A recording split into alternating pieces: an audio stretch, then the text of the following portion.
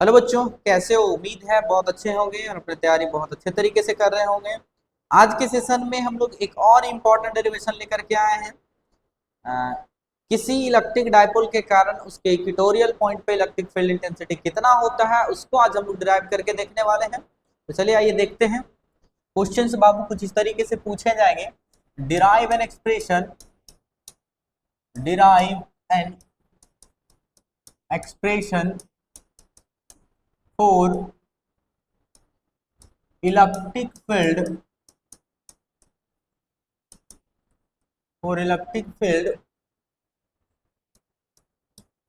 intensity on equatorial line due to an electric dipole, due to an electric dipole। ध्यान दो बाबू, ये जो derivation है बहुत ही इंपॉर्टेंट है। ये बोर्ड के एग्जाम में अक्सर पूछे जाते हैं, तो आप बहुत अच्छे तरीके से समझेंगे, ध्यान देंगे, कॉन्सेंट्रेट करेंगे। ठीक है, देखो, जब डाइपोल के कारण आपसे पूछा जा रहा है तो सबसे पहले हम लोग कंसीडर करेंगे कि डाइपोल है ना। तो कंसीडर कर लेते हैं बाबू, consider an electric dipole, consider an electric dipole consisting of charges minus cube and plus cube separated by a distance, separated by a distance 2a। हमने एक डाइपोल को कंसीडर करा जिसके पास दो चार्ज है, माइनस और प्लस क्यूब, और वो एक छोटा सा डिस्टेंस से सेपरेट है 2a से। ठीक है, अब जिसको हमने कंसीडर करा उसके लिए एक फिगर ड्रॉ करेंगे बाबू, ध्यान देना। उसके लिए हमें एक फिगर ड्रॉ करने हैं।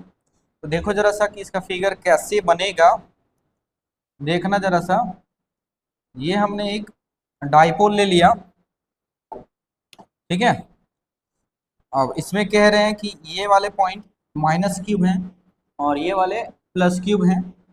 इसके बीच में ध्यान देना, इसका बीच वाला जो पॉइंट है उसको सेंटर कह रहे हैं ओ, और माइनस क्यूब से ओ तक का डिस्टेंस ए है, ठीक है। और सेकेंड वाला पार्ट फिर उसी तरीके से ए डिस्टेंस है, और इसका टोटल लेंथ 2a है ना। टोटल लेंथ कितना हो गया बाबू? तो आप कहोगे कि सर 2a है। अच्छा ध्यान दो, इसी को कहते हैं डाइपोल एक्सिस। इसी को क्या कहते हैं बाबू? Dipole axis. अगर इस डाइपोल एक्सिस के सेंटर पे कोई परपेंडिकुलर लाइन ड्रॉ करो, दैट इज इक्वेटोरियल लाइन, ठीक है। तो एक परपेंडिकुलर लाइन हम लोग ड्रॉ करते हैं, देखना जरा सा। एक परपेंडिकुलर लाइन हमने ड्रॉ कर दिया, ठीक है। एक परपेंडिकुलर लाइन हमने ड्रॉ कर दिया एक डिस्टेंस से, एक डिस्टेंस से, जिसको कह रहे हैं आर, जिसको कह दे रहे हैं हम लोग आर डिस्टेंस है, ठीक है। अच्छा, तो अब यहां से जरा सा देखना, इस पॉइंट को हम कह लेते हैं पी। अब देखो, हमें इस पी पॉइंट पर फील्ड इंटेंसिटी निकालने हैं, तो हमें माइनस क्यूब के कारण निकालना होगा एक बार प्लस क्यूब के कारण। तो उसके लिए हमें डिस्टेंस चाहिए। तो डिस्टेंस को पाने के लिए हम क्या करते हैं कि यहाँ से यहाँ एक लाइन मिला देते हैं, ठीक है। उसी तरीके से एक लाइन हम लोग यहाँ से मिला देंगे, एक लाइन हमने यहाँ मिला दिया, एक लाइन हमने यहाँ मिला दिया। अच्छा, अब ध्यान दो जरा सा, इसी पी पॉइंट पे हमें फाइंड आउट कर रहे हैं इलेक्ट्रिक फील्ड इंटेंसिटी इस डाइपोल के कारण, ठीक है। इस वाले पॉइंट को ए कह दे रहे हैं बाबू, और इस वाले पॉइंट को हम लोग बी कह रहे हैं, ठीक, कोई तकलीफ नहीं। अच्छा, अब आपको पता है, पहले भी बताया है कि इस माइनस क्यूब के कारण चार्ज को इनवर्ड मतलब अपनी ओर अट्रैक्ट करेगा, और ये जो प्लस चार्ज है इस वाले को क्या करेगा? रिपेल करेगा, आउटवर्ड भगाएगा, आपको पता है। तो देख लो जरा सा, यहाँ पे ये जो है क्या करेगा, इसको इनवर्ड मतलब अपनी ओर अट्रैक्ट करेगा, खींचेगा, है ना।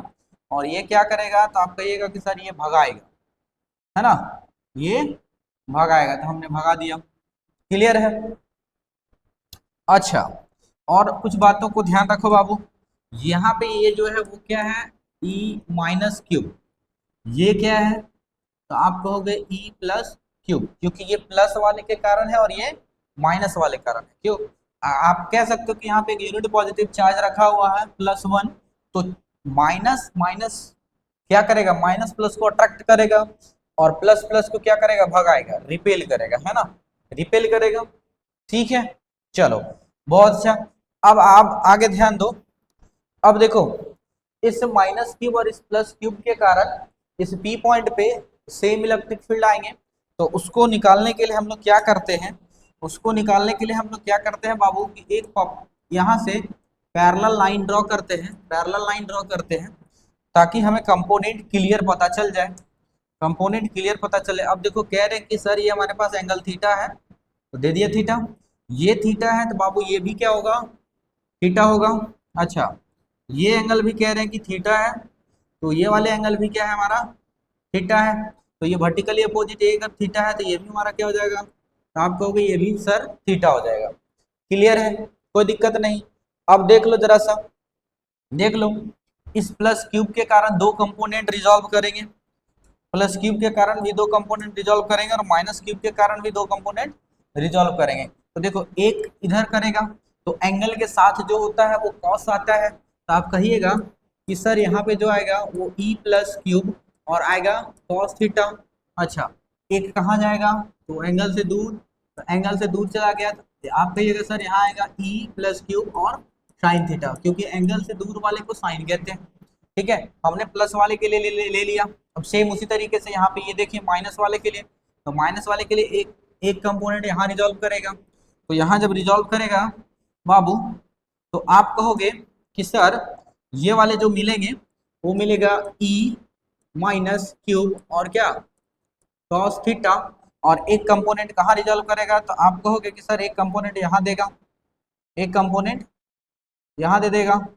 अब यहाँ दे रहा तो यहाँ भी क्या देगा, तो आप कहिएगा sir E minus cube sine theta, क्योंकि एंगल से दूर है तो क्या दे देगा, साइन थीटा। क्लियर है बाबू लोग, बहुत अच्छे से समझ में आ रहा है चीजें। चलिए, अब अब अब एक एक करके हमें क्या करना है, इलेक्ट्रिक फील्ड निकालना है बाबू सभी के लिए। एक एक करके हमें इलेक्ट्रिक फील्ड निकालना है इस पी पॉइंट पे, इसके कारण अच्छा इसको जरा सा समझ लो आप फिर से। जैसे मान लो एक पर्टिकुलर पॉइंट से किसी को खींचा जा रहा है, तो जब जब देखो क्या होगा, इसको ऐसे और ऐसे खींचिएगा, ऐसे ऐसे इस तरीके से, मतलब ऊपर भी नीचे भी, कहाँ से भागता है, ये यहाँ से भागेगा, है ना, मतलब इधर भी चला गया और इधर भी चला गया, तो एंगल से जा रहा है, वो हो गया थीटा। तो ये अगर मान लो ई है, तो एंगल के साथ जो जाएगा वो ई कॉस थीटा, और एंगल से दूर जो जाएगा वो ई साइन थीटा। एंगल के साथ वाला ई कॉस थीटा, है ना, एंगल से दूर वाला ई साइन थीटा। ठीक है, तो वही चीजें यहाँ पे हमने ड्रॉ करके दिखाया है, दोनों के लिए, एक प्लस के लिए भी और एक माइनस के लिए। ठीक है, क्लियर है। अच्छा, अच्छा, कुछ बेसिक सी बातें भी है तुम्हारे लिए। ये वाले एंगल, ये पैरेलल है, तो ये दोनों अपोजिट हो एंगल होते हैं, बराबर होते हैं, इसमें कोई दिक्कत नहीं है, बच्चे वाला चीज है। अब आते हैं हम लोग मेन, अब हमने जो करा, ध्यान दो, जो हमने किया उसको कंसिडर कर लेते हैं, लिख देते हैं यहाँ पे हमने क्या करा भाई। तो आप कहेंगे let P be a point on equatorial equatorial line, equatorial line at a distance r from from the center of the dipole। Dipole के सेंटर से हमने एक पी पॉइंट माना जो आर डिस्टेंस से रखा हुआ। क्लियर है, उसी पी पॉइंट पे हमें इलेक्ट्रिक फील्ड इंटेंसिटी निकालना है, माइनस के लिए भी और एक प्लस के लिए भी। ठीक है, चलिए एक एक करके हम लोग देखेंगे बाबू, तो ध्यान देना। तो लिखेंगे therefore electric field electric field intensity at a point P due to plus cube charge, due to plus cube charge, है ना, प्लस क्यूब चार्ज। देख बाबू, अब जरा सा ध्यान दो, ध्यान देना कि इसके कारण यहाँ पे फील्ड निकालेंगे, इसके कारण, तो किसी भी चार्ज के कारण किसी पर्टिकुलर पॉइंट पे जब आप फील्ड निकालोगे तो उसके लिए तुम्हें डिस्टेंस भी चाहिए, क्योंकि आपको पता है कि सर E इक्वल टू होता है के क्यूब अपॉन आर स्क्वायर, तो यहाँ से यहाँ तक डिस्टेंस चाहिए, तो हमारे पास डिस्टेंस नहीं है तो निकाल लेते हैं। देखो अगर इस ट्रायंगल की आप मदद लोगे तो ये 90 डिग्री है, इसके सामने वाला ये हो गया हाइपोटेनस, ये एंगल थीटा एक्यूट एंगल के सामने वाला परपेंडिकुलर, और जो बच गया सो बेस, तो हाइपोटेनस यानी कि एच स्क्वायर बराबर होता है, आप कहिएगा sir P square plus B square होता है, तो देख लो पी कितने हैं तो कहिएगा सर आर स्क्वायर है, बी कितने हैं ए स्क्वायर है, एच निकालना है तो ये कहाँ मिल जाएगा रूट में, तो जितना इधर है उतना ही इधर मिलेगा, सेम मिलेंगे, जितना ये वाला है उतना ही ये वाला भी है, सेम डिस्टेंस है, क्योंकि यहाँ भी आ रहा है यहाँ भी ये है, तो जे वैल्यू ये मिला वही वैल्यू हमें ये भी मिल जाएगा, इसके लिए भी तो आप चाहें तो इसको भी यहाँ रिप्रेजेंट कर सकते हैं, आप चाहें तो इसको भी यहाँ रिप्रेजेंट कर सकते हैं, तो बिल्कुल कर देते हैं। ये वाले डिस्टेंस भी हो गया आर स्क्वायर, ये वाले डिस्टेंस भी हो गया R square plus A square root में, क्लियर है, हाँ चलिए ठीक है, तो अब हम लोग निकालते हैं। अच्छा आप चाहें तो एक पॉइंट और इसको पहले भी फाइंड आउट कर सकते हैं, लेकिन कोई दिक्कत नहीं, हमें कोई तकलीफ नहीं है। अब पहले वाले प्लस क्यूब के लिए क्या दे रहे हैं हम लोग कि सर ई प्लस क्यूब है, ठीक है, ई प्लस क्यूब है, क्या हो जाएगा 1/4 pi epsilon naught into Q by R, तो आर के जगह क्या है root over R square plus A square का होल स्क्वायर है, ठीक है। अच्छा इसको इसका मैग्नीट्यूड में हम लोग बात कर लेते हैं, क्यों, क्योंकि इन दोनों के कारण सेम आएगा तो हम लोग मैग्नीट्यूड में चर्चा करते हैं, ठीक है, तो जब मैग्नीट्यूड में आप चर्चा करिएगा तो मोट लगेगा और वो एज इट इज दे देंगे, तो E plus cube magnitude of E बराबर क्या मिलेगा 1/4 pi epsilon naught into Q by, यहाँ रूट है स्क्वायर से कट जाएगा तो हो जाएगा R square plus A square, ठीक है, दिस इज इक्वेशन नंबर 1। अच्छा अगर आप एलोंग की चर्चा करोगे किसके एलोंग है, तो अब आप जरा सा ध्यान दो, देखो इस बी पॉइंट से पी पे निकाल रहे हैं तो ए इधर भाग रहा है, मतलब एलोंग बीपी, एलोंग बीपी, इसके लिए निकालिएगा तो एलोंग पी ए, क्योंकि इधर इनवर्ड आ रहा है ये आउटवर्ड जा रहा है, ठीक है। अच्छा चलिए आगे आते हैं, सेम उसी तरीके से सेम उसी तरीके से क्या करना है, एंड अबर माइनस के लिए field intensity and field intensity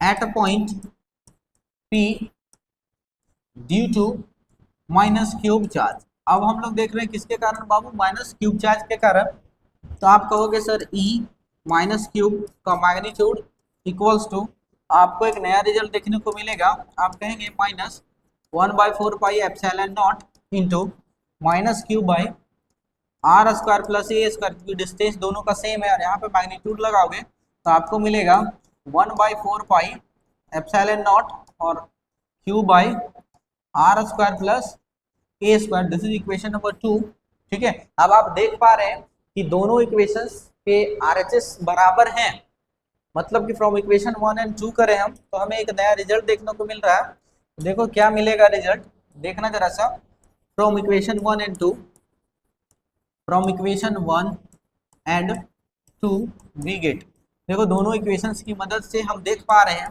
कि सर E प्लस क्यूब का मैग्नीट्यूड बराबर है E माइनस क्यूब का मैग्नीट्यूड, है ना, जब दोनों बराबर है, ठीक, तो अब हम लोग क्या करेंगे, ध्यान देना, इन दोनों के कारण अब हमें P पॉइंट पे फील्ड इंटेंसिटी निकालने हैं, तो देखो बाबू जब बराबर होता है तो आप दो तरीके से नेट निकाल सकते हैं, देखिए हमें निकालना है क्या, इलेक्ट्रिक फील्ड नेट वाला निकालना है, तो आप इस फॉर्मूले की मदद से भी निकाल सकते हो, E1 square plus E2 square plus 2E1 E2 और cos थीटा,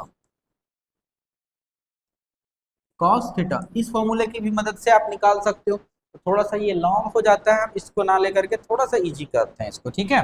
देखो क्या करेंगे, now now net net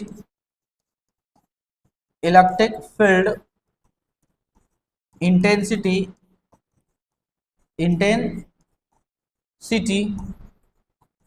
at point P due to the dipole, dipole के कारण P पॉइंट पे हम लोग net electric field find out कर रहे हैं, ठीक है। तो क्या करेंगे बाबू, ध्यान रखना मैग्नीट्यूड की चर्चा कर रहे हैं, ई इक्वेटोरियल की बात कर रहे हैं हम लोग, इक्वेटोरियल की। तो देखो क्या हो जाएगा, 4 है। देख जरा सा फिगर को थोड़ा सा ध्यान देना, देखना जरा सा क्या कॉन्सेप्ट है इसका, देखिए ध्यान दीजिएगा। देखो क्या है, ये एक दूसरे का दोनों अपोजिट है, तो दोनों क्या करेगा, आपस में कैंसल आउट हो जाएंगे। ई प्लस साइन थीटा और ई माइनस साइन थीटा, ये दोनों क्या हो जाएंगे, कैंसल आउट करेंगे एक दूसरे को। और इसका जो नेट मिल रहा है, नेट वाला रिजल्टेंट जो इस डायरेक्शन में जस्ट मतलब उल्टा है, माइनस में है ना। तो सिर्फ और सिर्फ काम होगा किसमें, ई कॉस में और ई कॉस। क्लियर है, हाँ। चलिए ध्यान दीजिएगा जरा सा, ध्यान देंगे तो क्या लिखेंगे इसको, तो आप कहेंगे कि सर मोड में लिखने हैं, तो E sine theta minus E sine theta minus E cos theta minus E cos theta, चारों का सम कर दिया हमने। अच्छा जो कट रहा है काट लीजिए, ये इससे कैंसल आउट हो गया, अंदर क्या बचेगा कहिएगा sir, -2e sine theta, -2e sine theta. अच्छा मोड माइनस को प्लस बना देगा तो क्या बचेगा, E 2e sine theta, 2e sine theta, oh sorry cos theta बच रहा ना यहाँ पे, 2e कॉस थीटा है ना बाबू, कॉस थीटा बच रहा है ना, 2e कॉस थीटा, यहाँ पे भी क्या बच जाएगा, कॉस थीटा। ठीक है, क्लियर है, हाँ। अब आगे ध्यान दो, अब थोड़ा सा कॉन्सेप्ट लगाओ, हमें ई की वैल्यू पता है लेकिन कॉस की वैल्यू पता नहीं है, तो कॉस थीटा की जो वैल्यू है वो हम लोग फिगर की मदद से फाइंड आउट कर सकते हैं। तो देखो यहाँ लिखेंगे सिंस, या फिर लिखेंगे फ्रॉम फ्रॉम फिगर, या फिर फ्रॉम, डायरेक्टली लिखिए in triangle, in right angle triangle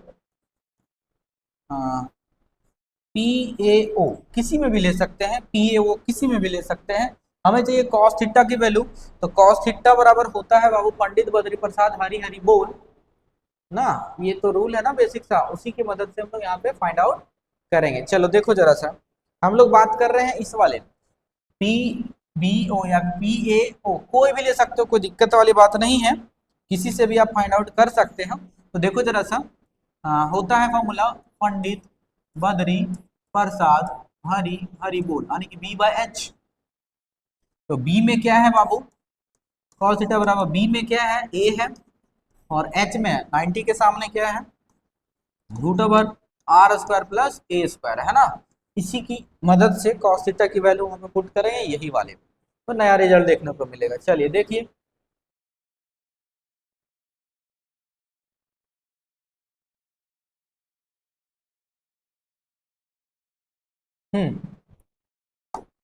देख जरा सा, तो क्या मिलेगा कॉस थीटा बराबर, तो आप कहिएगा कि सर फिगर के अकॉर्डिंग कॉस थीटा बराबर मिल रहा है a bye √r² plus a², इसको सब्स्टिट्यूट कर दीजिए, क्या मिलेगा, देयरफॉर ई इक्वेटोरियल बराबर मिलेगा 2। अच्छा ई का भी वैल्यू पता है हमें, ई का भी वैल्यू पता है, पुट कर दीजिए, कितना है 1/4 पाई एप्सिलॉन नॉट, और दोनों दोनों जगह चार्ज सेम है यानी कि क्यूब है ना, और डिस्टेंस क्या है, तो आप कहिएगा सर r² प्लस a² निकाल चुके हैं, लिख चुके हैं, इंटू 2, और साथ में क्या a bye √r² plus a² है ना। हमने क्या करा, यहाँ पे 2 तो बाहर में रख दें, यहाँ पे ई का जो वैल्यू है 1/4 pi epsilon naught into Q by r² plus a² put करा।